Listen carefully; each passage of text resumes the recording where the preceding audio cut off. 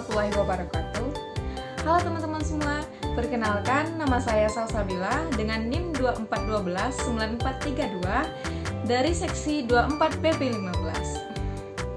Saya dari Prodi Pendidikan Guru Sekolah Dasar Fakultas Ilmu Pendidikan Universitas Negeri Padang.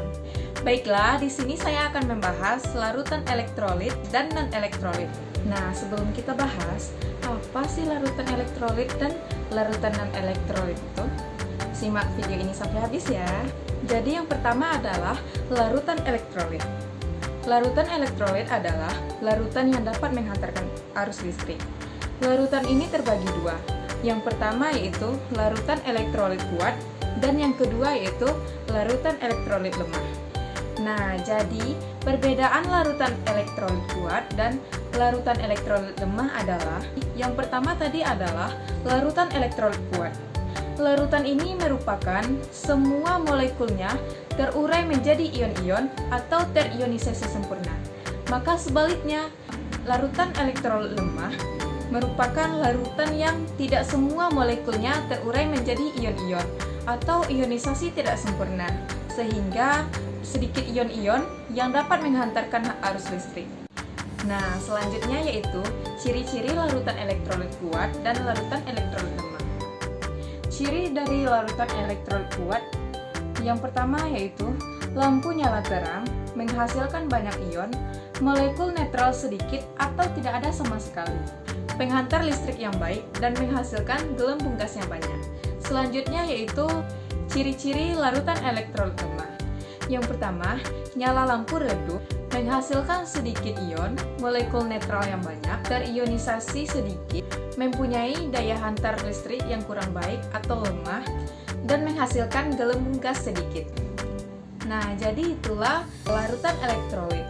Selanjutnya kita akan membahas larutan non-elektrolit. Jadi, larutan non-elektrolit adalah larutan yang tidak dapat menghantarkan arus listrik. Larutan non-elektrolit terdiri atas zat-zat yang terlarut dalam air, namun tidak terurai menjadi ion-ion atau tidak terionisasi. Selanjutnya kita akan membahas ciri-ciri larutan non-elektrolit. Ciri-ciri yang pertama yaitu tidak dapat menghantarkan arus listrik, tidak terionisasi dalam larutan, tidak menghasilkan ion, dan derajat ionisasi sama dengan 0. Nah, jadi itulah larutan elektrolit dan non-elektrolit. Selanjutnya kita akan membahas asam, basa, dan garam. Teman-teman udah tahu belum apa sih asam, basa, dan garam dalam larutan elektrolit dan non-elektrolit? Nah, yuk kita bahas sama-sama. Nah, selanjutnya kita masuk ke pembahasan asam, basa, dan garam. Yang pertama asam. Asam merupakan senyawa yang dalam air menghasilkan ion hidrogen atau H+, dan ion hidronium H3O+. Contohnya seperti HCl. Selanjutnya basa. Basa merupakan senyawa yang dalam air menghasilkan ion hidroksida atau OH- dan menerima ion hidrogen atau H+. Contohnya seperti KOH. Terakhir yaitu garam. Garam merupakan senyawa yang terbentuk dari reaksi asam dan basa, yang dalam air menghasilkan ion positif atau kation selain H+, dan ion negatif disebut anion selain OH-. Contohnya seperti NaCl. Nah, selanjutnya kita masuk ke contoh larutan elektrolit dan non-elektrolit. Yang pertama yaitu contoh dari larutan elektrolit lemah. Asam lemah seperti asam asetat, basa lemah seperti amonia, garam lemah seperti amonium karbonat. Dan yang kedua yaitu contoh dari larutan elektrolit kuat. Asam seperti asam klorida, basa seperti natrium hidroksida, dan garam seperti natrium klorida. Terakhir kita membahas contoh dari larutan non-elektrolit.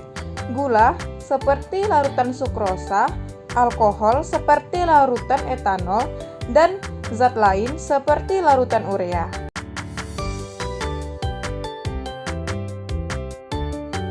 Nah, larutan garam merupakan larutan elektrolit karena lampunya menyala dan menghasilkan gelembung.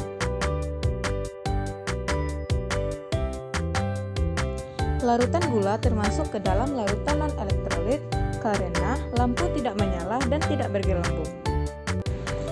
Baik, itulah sedikit pembahasan dari saya mengenai larutan elektrolit dan non-elektrolit.